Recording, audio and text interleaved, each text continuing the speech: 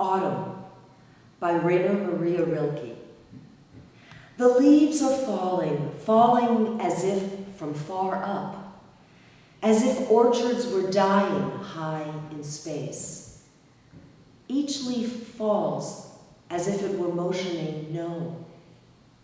And tonight, the heavy earth is falling, away from all other stars in the loneliness. We're all falling. This hand here is falling, and look at the other one. It's in them all. And yet there is someone whose hands infinitely calm, holding up all this falling.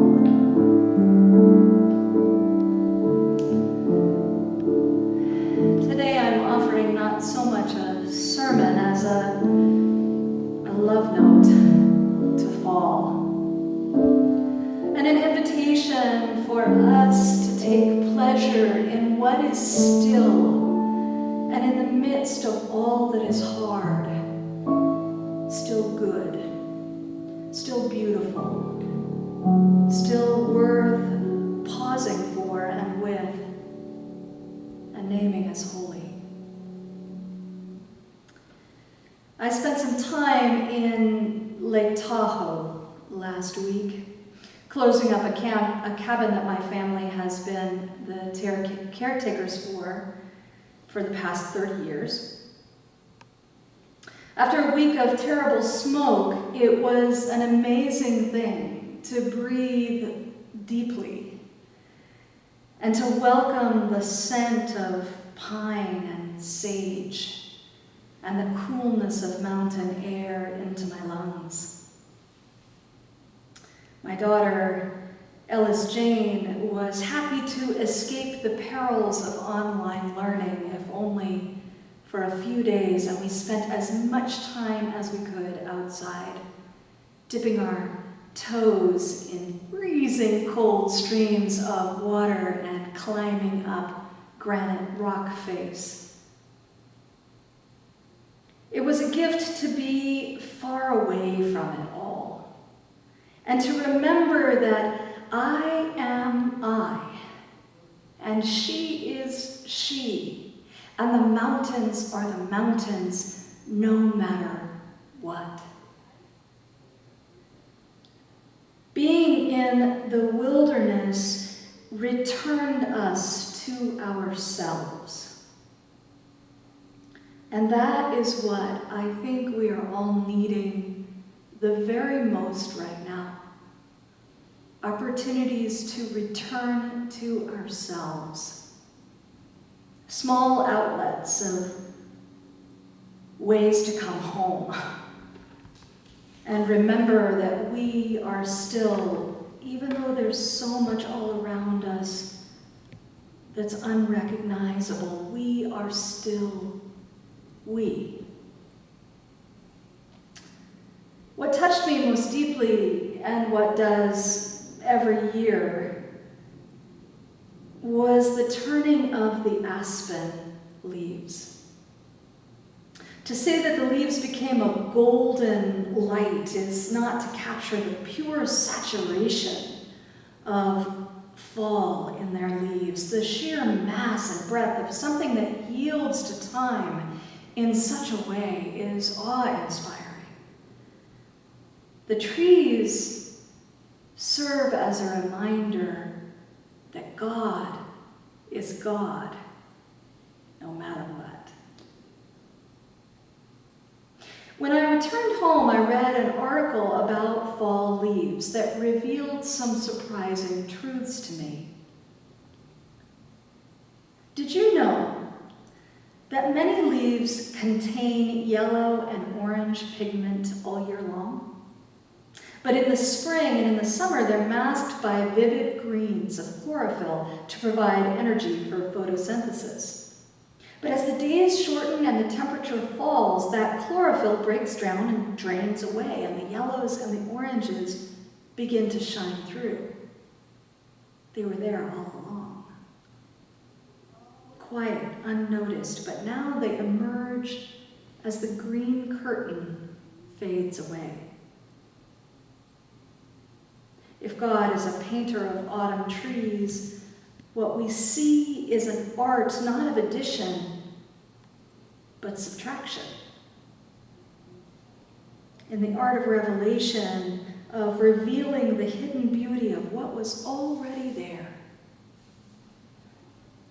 But what about those stunning reds? Those pigments appear when leftover sugars in a certain leaf is transformed into anocyans, red and purple pigments. And that transformation, incidentally, is most intense where there's most light, which is why the leaves, or even parts of the leaves, mostly bathed in sunlight, are the most deeply red of all. Think for a moment about driving into the Sonoma Valley. And the grape leaves are changing colors.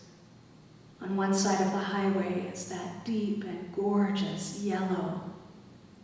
And on the other side, the Cabernet leaves are turning red, deep burgundy, almost auburn. And the liquid amber along the side of the road is shining in all its glory. I don't know if you've driven up Highway 12 in the last 2 weeks, but if you have, you know that it's heartbreaking. The effects of the glass fire are devastating. And as often as I've driven it to come and go from my parents' house on the other side of Santa Rosa, it never fails to affect me deeply, the loss. The reminder that we're not in control. And that in addition to the beautiful golds and ambers of this season, we must all now brace ourselves for the fear and the loss and the smoke and the midnight alarms that come with wildfire season. I guess today I'd like to invite us to hold both of those side by side. And remember that along with the season that is the fire season, along with the fear, along with the waiting, are the oranges and golds of autumn that arrive by way of revelation, disclosing what's been there all along, and those reds and purples by transformation of leftovers. We can't yet see it, but something will come of what is left over from this fire season. Perhaps even in the wake of pandemics and fires, a divine sermon in pigment, in light, is still there shimmering for all of us who have eyes to see.